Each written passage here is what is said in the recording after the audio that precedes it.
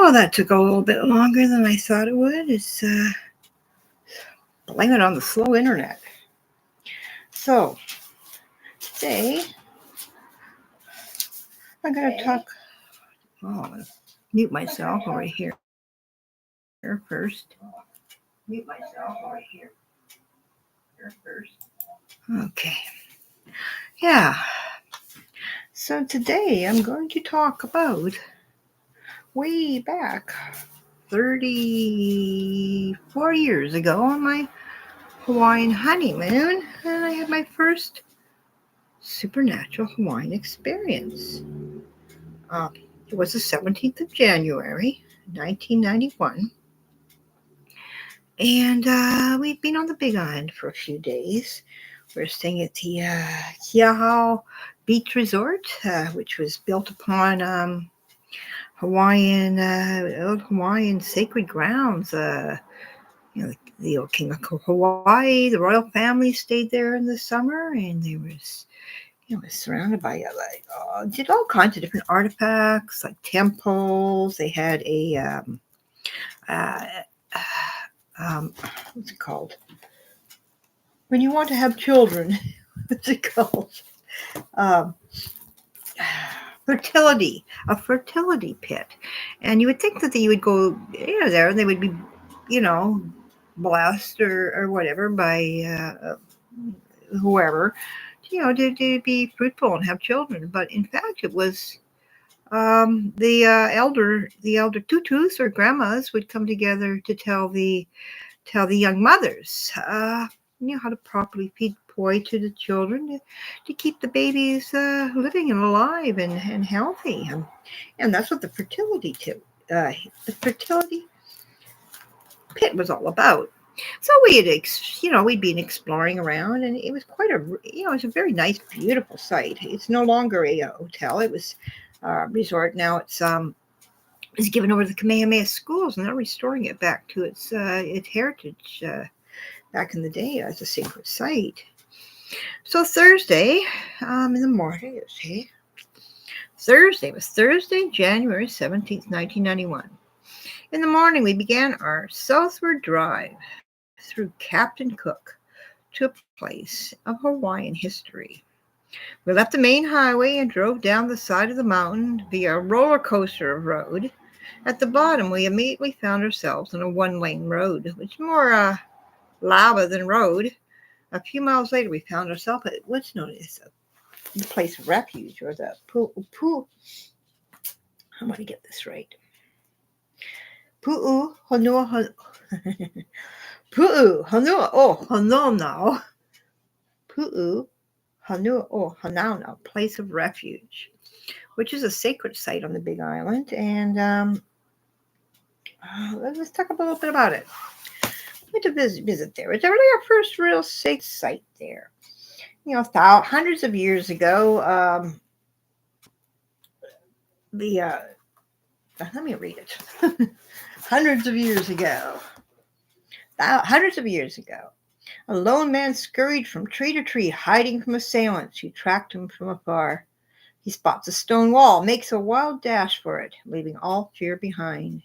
He scales the wall and falls to his knees with heaving breath and prayers of thanks on his lips. Once over the wall, he reached Pu'uhonua or Honaunau, the sacred place of refuge, where all people are kept safe until they can become purified through rites administered by the kahunas or Hawaiian priests. They would be released within a few hours or the next day. It was not meant as to be a deterrent of crime or a haven of criminals. Rather, it was a sacred place where wrongs were put right and citizens would cleanse themselves and begin their lives anew. Many criminals were offenders of the kapu system of law, which by today's standards would seem a little bit strict. These were, all around bound Hawaiians to practice governing hunting, fishing, eating, playing, and other aspects of living. Hawaiians believed that breaking a kapu would offend the gods, inciting them to inflict harm on the community with tidal waves, earthquakes, volcanic eruptions, or famine. Penalties for breaking these kapus were severe, commonly calling for death. An example of kapu would be the ordinance banning commoners from crossing the path of a chief or from fishing out of season. Other likely candidates for safekeeping at Pu'uhonua were the elderly, women, and children who sought sanctuary from war. It was quite a beautiful place, surrounded by a huge, thick wall. I think it's a national park to this day. I do have a link down below. So, it was quite interesting. We learned about the culture, we explored the petroglyphs, and got to know what we thought, it's a first really a real introduction to real Hawaiian life. Because while we were on Oahu, we had surfing and waikiki and all those things, so we've never really got much of a schooling in the traditional Hawaiian ways.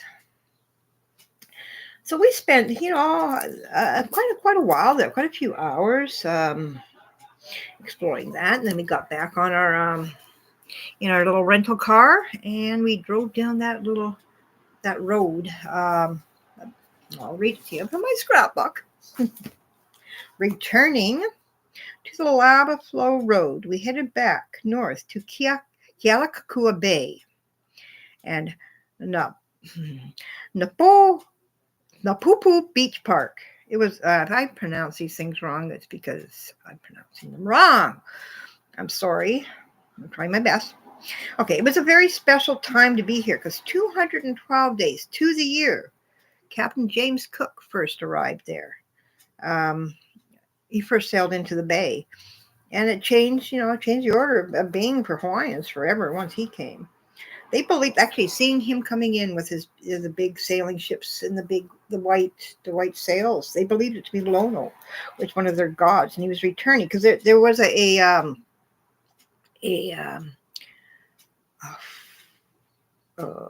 story or belief that one day that he would return. The Kahuna saw when they saw the Kahuna saw Cook's ship. They thought with the billowing sails, this was Lono. I can't remember what god Lono was, but he was returning. And they believed that Captain Cook was that god. They're given the crew all the provisions they needed, and everything was going very, very well. And I mean, this is a legend that I heard. This is a story I heard until one day, one of the Hawaiians came out, and they've never seen nails before, and these nails, wow, they're pretty miraculous things. They started pulling them out of the ships, like we've been giving these guys all of our stuff, and in the Hawaiian way, we weren't stealing. They weren't really stealing. It was just sort of like a fair trade thing. And, well, of course, Captain Cook's crew were getting a little bit worried here. Then, the nails pulled out of their ship. Like, what would happen? So they started, I guess, firing upon the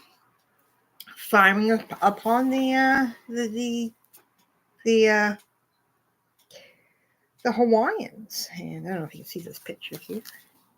There's a picture of when they decided to turn on Captain Cook and his men. And once they started killing these men, they started realizing, well, these are not gods. These are real men. They're dying.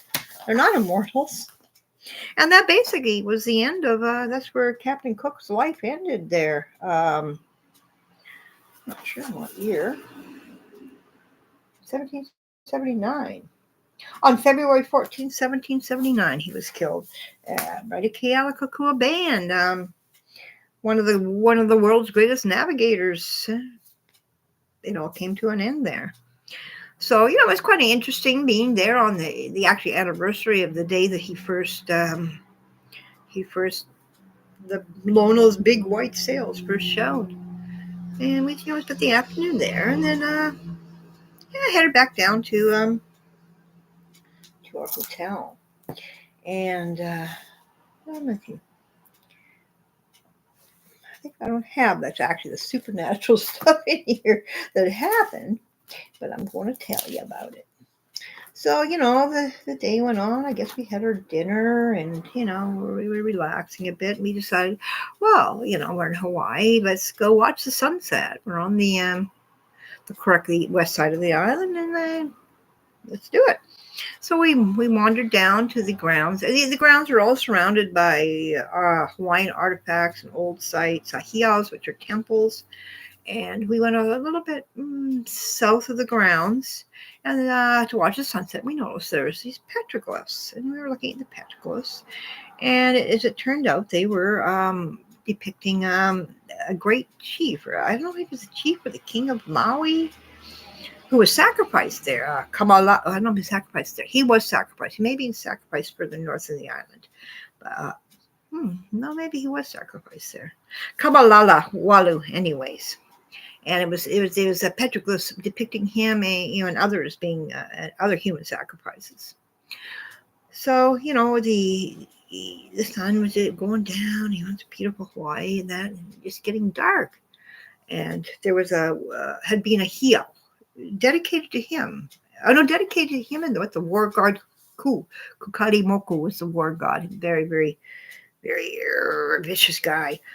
So the sun's going down, it's getting dark, and all of a sudden we notice two sets of eyes looking out from one of the heiau, the ruins of the heiau. Which heiau was it? I can't remember. There was a heiau dedicated to Ku right there. If this was a heiau or not, because I know there was two temples, and it was just the ruins. We noticed these eyes looking back at us, and on the island of Hawaii, there's not too many. I don't think there's any large wild mammals. They do have feral cats, and I noticed also the cats seem a bit smaller than our the cats that we have here, like pet cat, domestic cats. And there's mongoose. Well, these were definitely too large, too tall to be either a mongoose or a cat. Definitely weren't a sea turtle or anything. I mean, we're kind of like, I wonder what that is. And it was kind of spooky. So there's a little little bridge going over like a little stream, and we wandered over there, and now we're sort of in front of the heiau. I think that was dedicated to Kukari Moku, the war god. And ground started shaking, which we thought was an earth. My connection is unstable. I hope I'm still here. Thumbs up if you're here and you listen to me and you can hear me. No. Thumbs up, please. Okay, I think I'm working again. Internet has been wild. That's why I thought it was only take me 5 minutes to sit up here. It took me an hour or something. Oh, internet's been crazy. Just to get my little photo to put in the thumbnail was a pain in the what. Okay, let's go back. Here we are. The ground's shaking. We're thinking, okay, maybe we shouldn't be standing here right beside the ocean. What if there's going to be a tidal wave or something? I mean, we're pretty new to all this stuff here. Like, Hawaii is a volcanic island. There's lava underneath you. So, earthquakes are not uncommon, as we learned when we end up moving there. So we said, let's get away from here. We went around the other side, to the northern side of the hotel, in the sort of the parking lot area. So we sort of have the building between us and the ocean. And this was the 17th of January, 1991, which also coincided with Operation Desert Storm, which started that day. And we had noticed over that day and the previous day, however many days we had been there, posters that this guru, or what are they called? Swami, guru, Yogi was coming to give a sort of talk on peace or something. Anyways, this had been in the plans. And so we had kind of forgotten about it because, it was a more of a private thing, and it wasn't really our thing. So as we're coming around, we see, this yogi guy is having his meeting here, or whatever's happening, this banquet room here. We see through the windows, and everybody's in this deep meditation. It turns out they were meditating for peace, because this was the beginning of Desert Storm. And I remember either I gestured to my husband Bob, or he gestured to me to, be quiet. These people are. Let's give these people a little bit of respect. And then all of a sudden, this yogi, he came out of this deep trance, and he looked up, and he turned around, and he looked right at us. And we're outside the building, and we're the only people outside the building. And it's dark by now. There's no lights on. And he levitates. He's levitating. And we're like, what is going on? I mean, this is all taking place in a matter of about 10 minutes, maybe even less. Who knows? Time and space had kind of disappeared at that point. I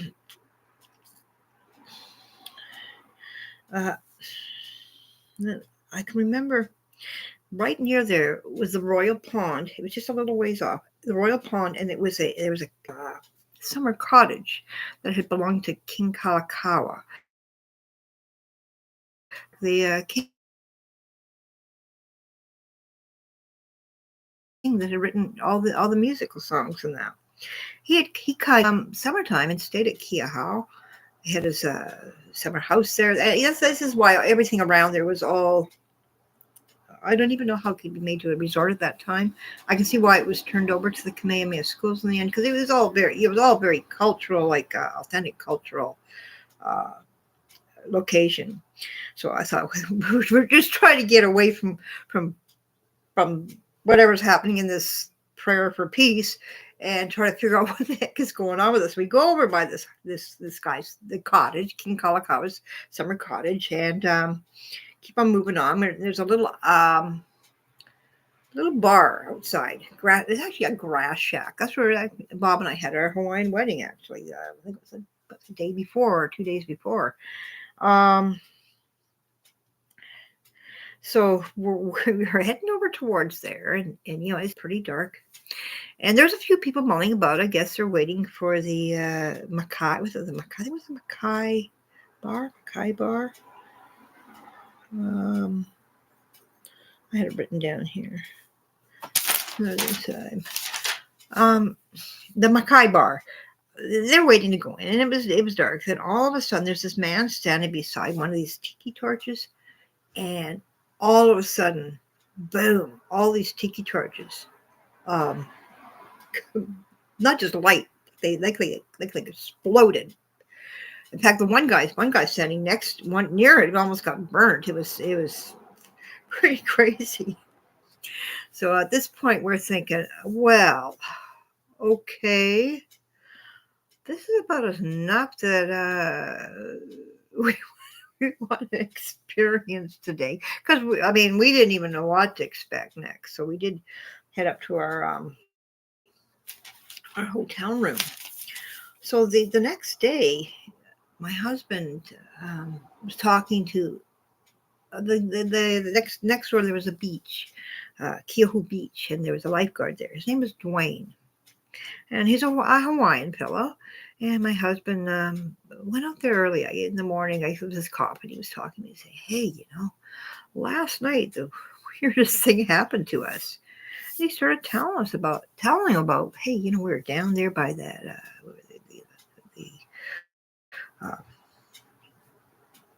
Tempsar, and we saw these eyes, and Dwayne just sort of like, wait a minute, you got that's a legendary black and white dog. You've seen legendary black and white dog, and apparently these dogs' name, the black dog's name was Papako, and the white dog's name was Kawakahi Oka. Now, apparently, these were the pets of the guy, which his name was the one that was. We had been looking at the petroglyphs that had been sacrificed there, and apparently they sat there. Where is it? Kamalalawalu Kamalalawalu. Apparently, these were his dogs. This is the legend goes, and apparently they had what Blaine told us is that after he had been sacrificed, they were so loyal that they sat at that temple um, for the rest of their lives, waiting for him to return. And what we had seen was these two dogs. And the thing is, especially after everything that happened the night before, we didn't question it at all. Not only did we not question it, but it sort of opened the door for years of Hawaiian supernatural and mythology and the talk story and the traditions, and it opened up that interest to the point where we eventually moved to the Big Island, and where my husband became the about.com guide to the Big Island of Hawaii. We became very, very good friends with the Hawaiian culture guide, as well as Honolulu guide, and experienced a lot of events that cannot be explained away any other way than they had to be supernatural. In fact, the next day we took our rental car up to Kohala in the north of the island, and to the birthplace of King Kamehameha, the greatest king, and the Mu'ukini Heiau, which was the main sacrificial heiau. And I think I'll save till tomorrow and explain what happened there, because that's a whole other story, and probably another video. Yeah, well, the video. So down below, I have linked a few links to support the story, the legends, and what we, of what we experienced that day, and also the original video of the day when we went down to visit Kealakekua Bay and Pu'uhonua or Honaunau, and then another video of us exploring around the Keauhou Beach Resort. At that time, across the street had been across the little highway, street highway. It's a highway in Hawaii, but it's a street.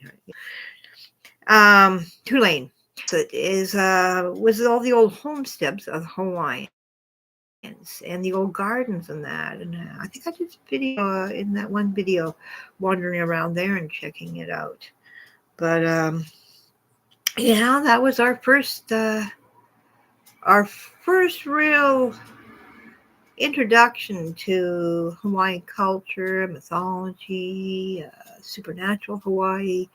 I had been to Hawaii maybe a dozen times before, but it was to Oahu, and mostly, we're here for the beach, or here for the shopping. We're not here for the culture as much. So it really opened up our minds to exploring what is so special about that island. And the thing about Hawaii is, when you do experience these things, you don't doubt them for a second. So I invite you to go down below and explore our the 2 videos from that day and from around that day, maybe even on that day. It is that day. Yeah, so that's just an interesting memory, and probably one of many Hawaiian talk stories that I'll have to share. To share, please link it. Put your comment down below, and I'll enjoy stories too.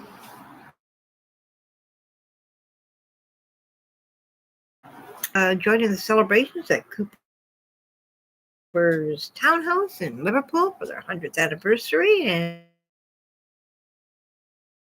and have a good day time tomorrow. We're letting the how the bay determines the day for surfing. Well, the day determines whatever time I come on here and give a live. I've been consulting my I Ching, as far as the best way I should proceed with my life. And they said I should just do it naturally and as I feel like it. So I'm going to sleep when I want to sleep. I'm going to eat when I want to sleep. And I'm going to go live when I feel it's right. And I'll see you then.